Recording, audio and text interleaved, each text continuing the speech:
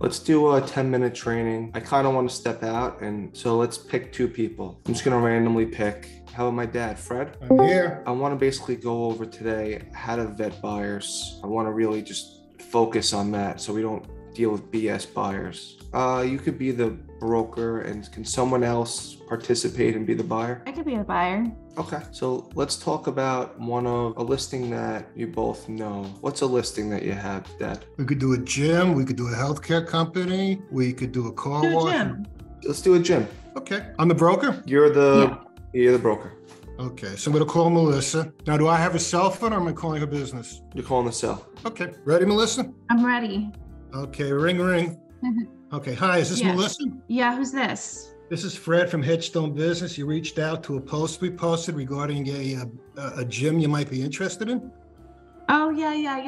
Yes. How you doing? I'm okay. How are you? Good.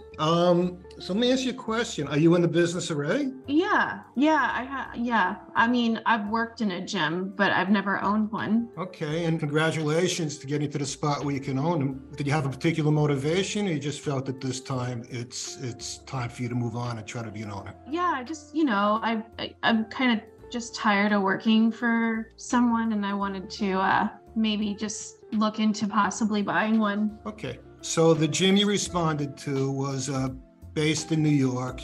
It had a $4 million price tag and has many members. Where do you live? Is that location good for you? I just want to make sure that we go to get all our bases covered. Yeah. Cool. So tell me, if you don't mind, and I'm assuming you can talk for a few minutes now? Yeah, I have a few minutes.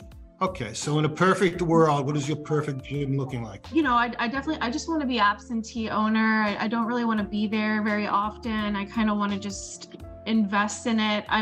My dad might help me with the investment, and therefore I know a lot about the industry. Right. I was personal trainer and a yoga instructor, but this would be my first time owning a business, but I know where I'm going with it. Okay, that's great. I'm gonna tell you ahead of time. I'm gonna ask you quite a few questions. I hope that's okay, but I want you to understand the reason, excuse me, that I'm asking you the questions is I want to be a little surgical and not throw you 400 different gyms that may or may not fit you. The more I can get from you in terms of information, the better I could be in terms of providing something that fits you exactly. Does that make sense? Yes. Okay. Yeah, sure. I appreciate that. Okay, fine. So let's start at the beginning. What kind of budget are you working with comfortably? Understanding you're going to need some working capital also. This was a $4 million gym, and I just want to make sure we're on the same page, so we're working on the right project. Yeah, 4 million was kind of like the cap that I was interested in. Okay. So what I'd like to do, if it's okay with you, I want to just jump in. Good. If someone says 4 million is the cap, I would say, so you have about 1.5, 2 million to put down. I would just want to get that out of them so we know that they have the money. So you have 1.5 to $2 million in liquid funds right now. Right, son. My next question was how much capital do you have? Okay. No, but you're better than me, Michael. Seriously. So yes. So again, it was a $4 million company. What type of capital are you working with? What could you come up at this point that I could tell the buyer you have, the seller that you have?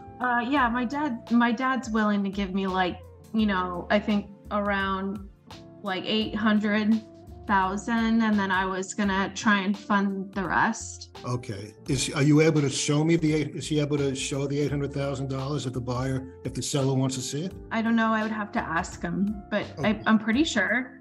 We talked about it, and he said he would offer up that much. Okay. So why don't we do this? Why don't I send you what's called an NDA? Do you know what an NDA is? Yeah, a non-disclosure. Right. So I'm going to send you an NDA. And when you sign that, rather than talking so broadly. I already signed one. I think I already signed one. Okay. So I'm going to take that question back. Okay. So Melissa, can I go ahead and can I send you the marketing kit we have so you have a little bit of more of an idea of exactly what it is, and I'll follow it up maybe later this afternoon. We'll go over direct questions and everything. Does that sound like a plan? Yeah, that's Okay. perfect. Another question for you. Can your dad be on the phone with us? Because I assume he's going to have some input into the decision. I don't know if I can get him on today, but I can try maybe Okay, so tomorrow. That would be fine. So why don't we do this? Why don't I send you the marketing kit? I'll follow up just to make sure you got it today, and then we'll make a call. We'll try to schedule a call with you and your dad for tomorrow. How does that sound? Actually, you know what? My dad was like he just kind of was like, I really just, you handle all of it. He just doesn't, I don't want to like bother him and then discourage him to give me the money. Like he's just been like really busy and just kind of like wants me to do and learn all of this. Okay, so what I'm going to do, Melissa, I'm going to send you the marketing kit. Why don't you and I, why don't you let me know when you just confirm that you got it for me, and I'll see that, as soon as I see that, I'll call you back. We could talk specifics, and then we could sort of path out a way to go forward on this. Okay, that sounds good. You have any questions for me at this point? I don't think so. I'll look at what you send over, and then if I have any questions, I'll give you a call. Okay, thanks, Melissa. I'll talk to you this afternoon. Alrighty, thank you. So that was pretty good. Michael, I would just send it out. I don't know that I would go forward with it without talking to a father first after that. Yeah, you definitely have to talk to the father. I mean, you qualified the buyer. You didn't check. The only thing you didn't do is you didn't check his time frame on when they want to. I like to just let them know, this deal is not. I already have someone looking at this deal. Like I want to create a little more urgency. Sure. You got the credibility aspect. As far as the time frame, that's the only thing. You got to set a little expectations better. I think you built the trust. So basically, qualify the buyer. Time frame: is the buyer ready to buy now, or is it a waste of time? Credibility: make sure the buyer has the funds available to purchase the type of business they are interested in. Setting expectations: make sure the buyer knows what businesses are going for in the market, and creating urgency with buyers. Building trust: make sure the buyer entrusts you to place them in the right opportunity.